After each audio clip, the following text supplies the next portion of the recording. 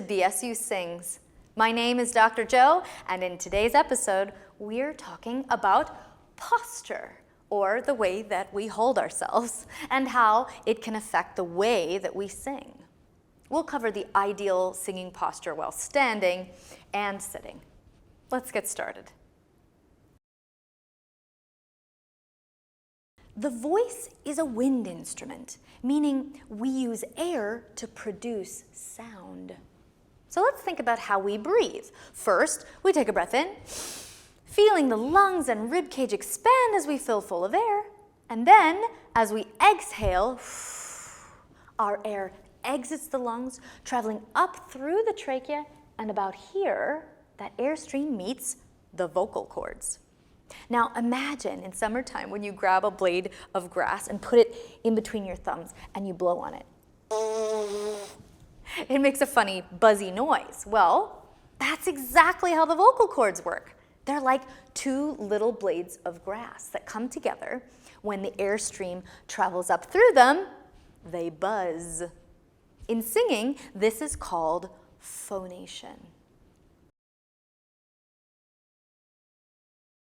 That airstream then continues up through the pharynx, or the back of the throat, and comes out through the mouth, and in some cases, the nose.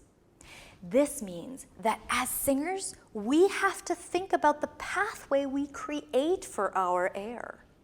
If there are lots of twists and turns, the air has to slow down or stop altogether instead of leaving your body at the same rate you created it.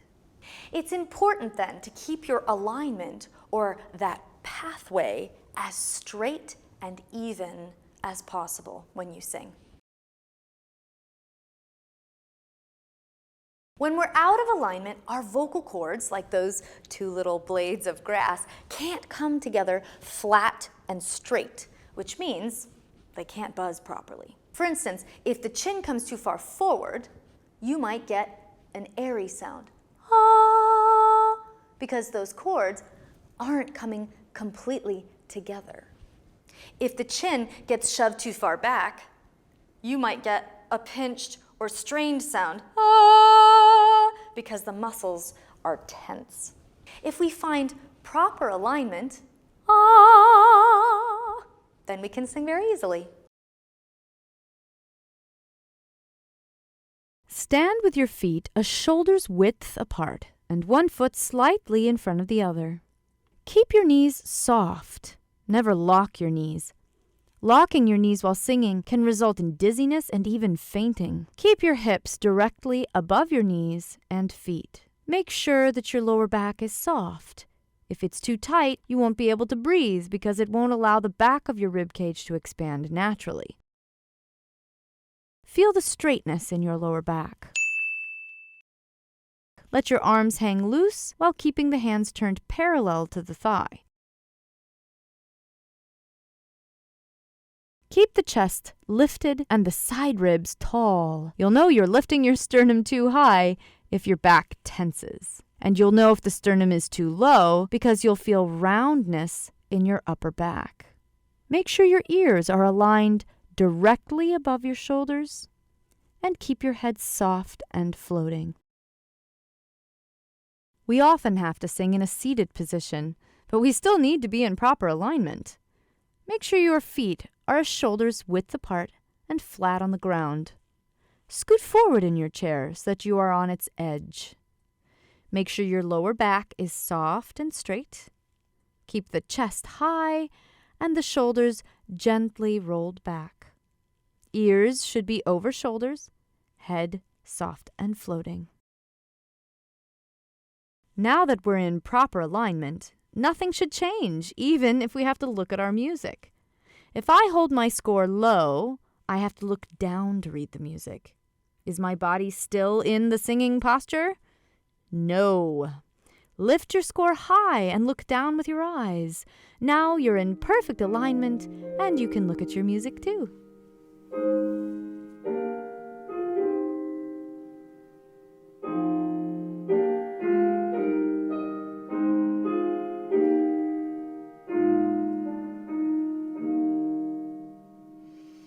Good.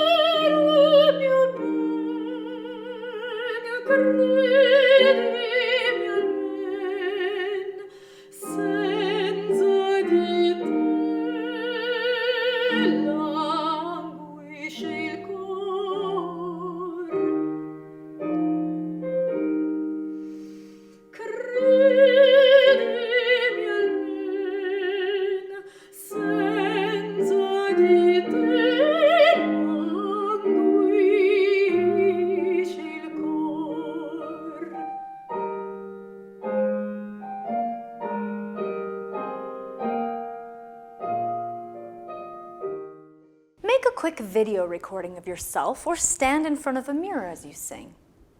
What posture issues do you see in yourself that pull you out of alignment? How does this affect your sound? How should you hold a score when you sing? Why is it important to have good singing posture? You tell me. I'll see you next time on another episode of BSU Sings.